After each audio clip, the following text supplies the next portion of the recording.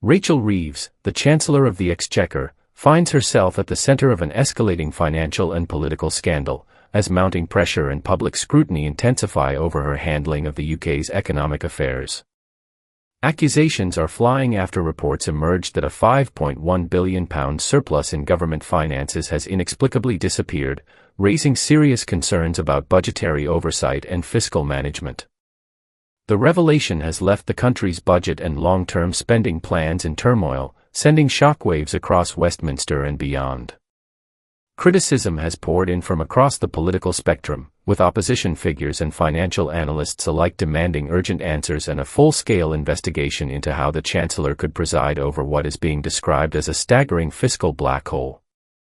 At the same time, Reeves continues to push forward with stringent spending cuts, a move that many now question given the apparent discrepancies in public finances. Did you know that over 95% of our viewers aren't subscribed to the channel? We totally get it, life gets busy, and sometimes it's easy to forget. But here's the thing, subscribing is completely free, and it really helps us keep creating the content you enjoy. So, why not hit that subscribe button and join our community? It only takes a second, but it makes a world of difference to us. Thank you for your support. Speculation is rife over whether Reeves could face suspension as the Labour government scrambles to contain the fallout from what many are calling a financial crisis of her own making. The Chancellor's position is becoming increasingly precarious as she faces growing scrutiny over tax policies and expenditure plans, particularly after the government's reported financial surplus failed to align with official economic projections. In January, the UK's budget surplus, the difference between government revenue and expenditure, was recorded at £15.4 billion, marking the highest figure for that month in over 3 decades. However, the shocking revelation that £5.1 billion appears to have either been mismanaged, redirected, or inaccurately accounted for has triggered widespread alarm within both government circles and financial markets. The potential misallocation of such a significant sum has cast serious doubt over Labour's ability to maintain fiscal discipline and has led to accusations that the party's economic strategy is rapidly spiraling out of control. Many critics are now demanding greater transparency, fearing that Reeves may have deliberately miscalculated funds to mask economic mismanagement, while others suggest that Labour's economic policies are failing to deliver the financial stability promised. The shortfall is particularly concerning given that the UK's Office for Budget Responsibility, OBR, had forecasted a surplus of £20.5 billion for January. This stark discrepancy has reignited concerns that the Chancellor may be forced into a difficult decision, either slashing public spending further or increasing taxes in the upcoming fiscal announcement in order to ensure compliance with her own economic rules. Reeves' firm stance on maintaining so-called non-negotiable fiscal rules has only intensified scrutiny. Many economists and opposition figures argue that, given the current situation, she may have no choice but to impose severe austerity measures, which could have devastating consequences for an already struggling economy. If Reeves is forced into deeper spending cuts, vital public services, including the NHS, education, and welfare programs, could suffer severe funding reductions, affecting millions of people. On Friday, in an attempt to restore confidence, the government reiterated its commitment to its fiscal rules, insisting that they remain unchanged. However, this declaration has done little to quell the growing controversy. Instead, accusations are mounting that Reeves is manipulating government accounts to obscure the true extent of Labour's economic failings. Opposition figures have called for immediate parliamentary scrutiny into the handling of public funds, warning that without urgent action, trust in the government's financial credibility could be irreparably damaged. This is nothing short of economic malpractice, remarked one senior Conservative MP, questioning whether the Chancellor had knowingly ignored the widening financial gap in an attempt to avoid political embarrassment. The British public deserves to know the truth about how their money is being managed. If £5.1 billion has simply disappeared, we need to understand why and hold those responsible to account. Reeves has outlined 2 key fiscal rules that she claims will help stabilize the UK economy. Firstly, all day-to-day government expenditures must be fully covered by tax revenues rather than additional borrowing. Secondly, national debt must decline as a proportion of national income by the end of the current parliamentary term in 2029. However, with borrowing figures now exceeding expectations, many economic experts are skeptical about whether these fiscal targets are being met or if they are even realistic under current conditions.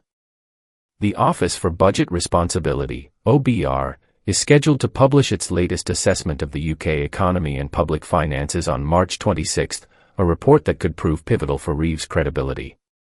This assessment will include an evaluation of whether the Chancellor remains within her self-imposed fiscal limits. On the same day, Reeves is set to deliver her much-anticipated spring forecast, a financial update that has now taken on immense political and economic significance in light of the ongoing scandal.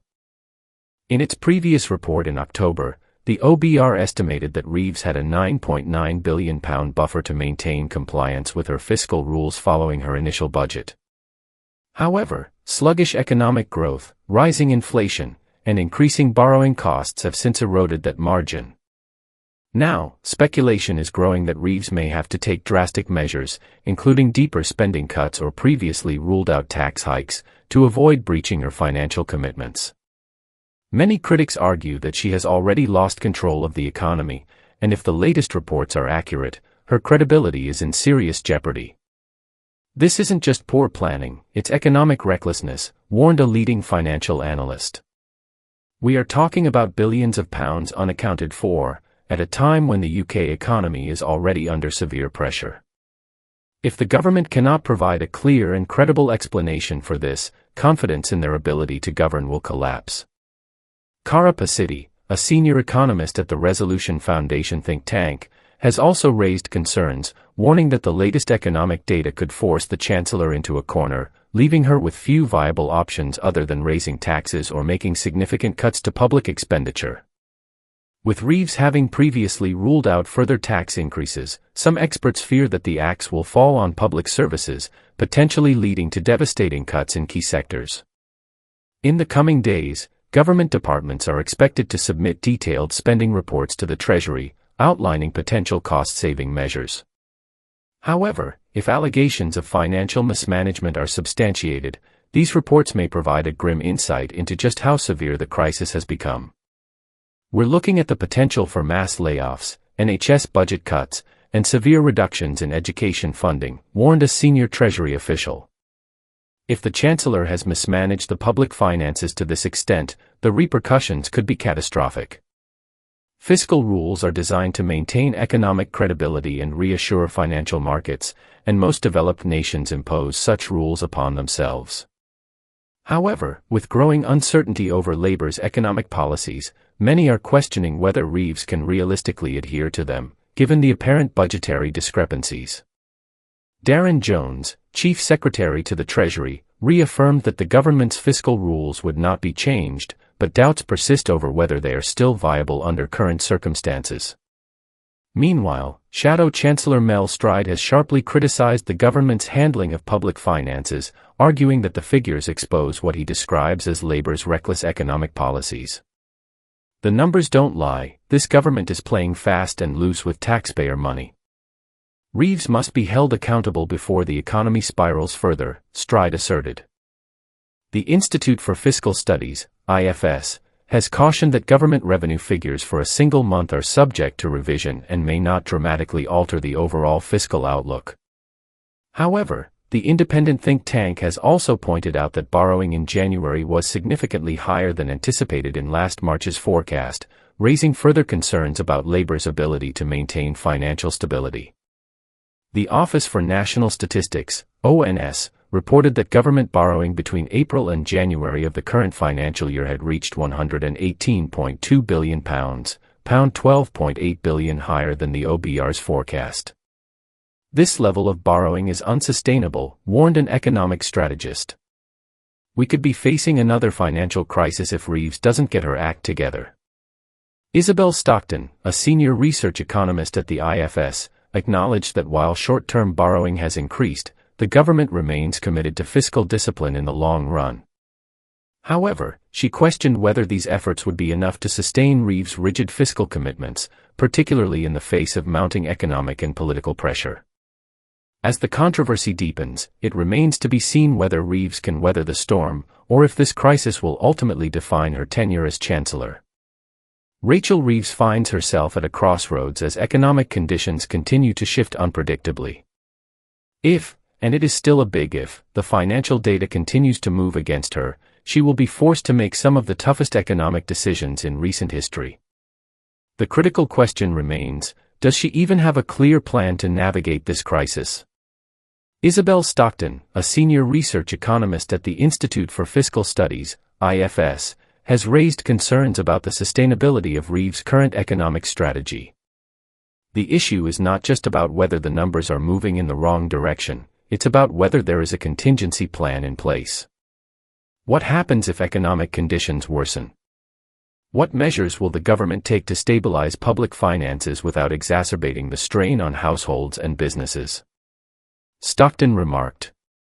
Liz Martin, a senior UK economist at HSBC, echoed similar concerns in an interview with the BBC's Today programme, describing the recent rise in borrowing as somewhat concerning. She cautioned that if the UK is already veering off course, the Office for Budget Responsibility, OBR, may conclude that the problem is not a short-term blip but a more persistent issue. If so, the government may need to implement further adjustments to its taxation and spending policies sooner rather than later. The UK government typically collects more tax revenue than it spends in January, largely due to self-assessed tax payments, which peak during this period. This has historically provided a much-needed fiscal cushion. However, despite January's surplus of £15.4 billion, the highest recorded for that month in over 30 years, the figure still fell short of expectations. Analysts have attributed this to weaker than anticipated tax receipts, raising concerns that underlying economic weakness could be more severe than initially thought.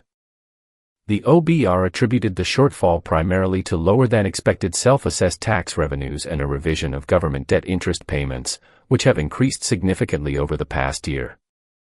Additionally, the Office for National Statistics, ONS, reported that spending on public services, welfare benefits, and debt interest had all risen compared to the previous year. These rising costs are putting additional strain on the government's ability to maintain its fiscal targets. Economic uncertainty reflected in retail sales. In separate economic data, the ONS reported that retail sales in the UK rebounded in January, largely driven by an increase in food sales. However, this recovery was not universal. Clothing retailers and household goods stores continued to struggle, experiencing lackluster sales due to weak consumer confidence and ongoing cost of living pressures. Hannah Felber, a senior statistician at the ONS, noted that retail sales had declined over the past 3 months and remained below pre-pandemic levels. While there has been a modest bounce in consumer spending, it is clear that household budgets remain under pressure, and discretionary spending is still subdued, Felber explained. This hesitancy in consumer spending suggests that the broader economic recovery remains fragile. With the UK economy already under pressure from sluggish growth and high borrowing costs, any further fiscal tightening, whether through tax increases or deeper spending cuts, could further dampen consumer confidence and investment sentiment. Mounting calls for Reeves' suspension, can she survive the crisis? With calls for Reeves' suspension and demands for an official inquiry growing louder, speculation is mounting over whether she can recover from this crisis or if her tenure as Chancellor is doomed. Some political insiders believe that her ability to navigate the coming weeks will determine not only her future but also the credibility of Labour's entire economic program. Opposition figures argue that Reeves' fiscal missteps could have long-lasting consequences, particularly if investors and financial markets lose confidence in the government's ability to manage public finances. We are already seeing signs of uncertainty in the markets. If the Chancellor fails to act decisively, the UK could face a serious economic credibility crisis, warned a senior Treasury official. Defence spending, tax reform, and Britain's role in a changing world. Meanwhile, beyond the domestic economic turmoil, Britain's role on the global stage is also coming under scrutiny. Reeves has faced criticism over government spending priorities, with some arguing that increased defence spending should be a top priority, given the shifting geopolitical landscape. Last week, former U.S. President Donald Trump's support for Russia and his America First stance signaled a dangerous new era in international relations. As the United States retreats from its traditional global leadership role, many analysts believe that Britain must step up and take a leading role in European security, particularly in the effort to secure peace in Ukraine. Despite its relatively small size, the UK retains important political, military, and strategic assets, which could be leveraged to play a key role in shaping the future of Europe's security architecture. Public sentiment in Britain has largely supported a firm stance against Russian aggression, and some argue that Prime Minister Keir Starmer faces a set of challenges as consequential as those seen in 1945 or 1989. This moment, according to some analysts, presents a unique opportunity for Labour to demonstrate moral and strategic leadership. Increasing defense spending in line with Europe's security needs could not only help counter Russian aggression but also reaffirm Britain's position as a key player in European and global affairs. Funding defense without economic instability, is it possible? The question, however, remains, how can the UK afford to increase defense spending without worsening its already precarious fiscal position? Some economists argue that a well-planned review of taxation policies could generate up to £40 billion, providing the necessary funds for defense investment without derailing economic stability.